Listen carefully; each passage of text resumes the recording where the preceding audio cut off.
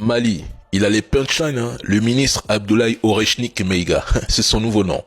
Il a dit les termes avec une force lunaire en moins de 30 minutes. Il dit les choses telles qu'elles sont, sans détour. J'ai dit que les discours qui m'ont le plus marqué venaient du Mali, du Kenya avec William Ruto et du Tchad. Mais j'insiste particulièrement sur le Mali et le Kenya car il est grand temps que l'Afrique obtienne 2 sièges au Conseil de sécurité. Ils l'ont dénoncé et je m'attendais à ce que tous les dirigeants africains présents à l'ONU soulignent ce point.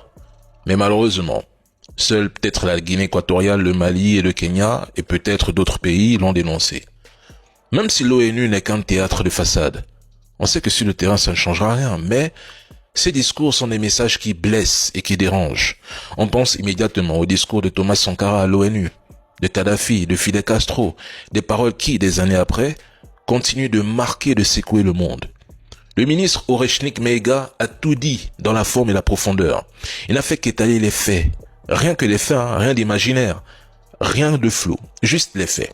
Il a critiqué l'Ukraine, la duplicité de l'Algérie sur l'affaire du drone et l'attaque à Tizawaten. Il a critiqué ouvertement la France et même l'ONU avec leur obsession d'une Afrique sans siège au Conseil de sécurité.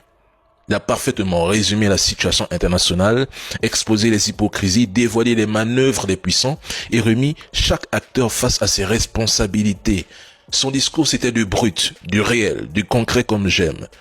Je le dis, je le réitère. Les discours qui m'ont le plus marqué. Il y a le Mali, il y a le Kenya de William Ruto, il y a peut-être le Tchad. C'est tout.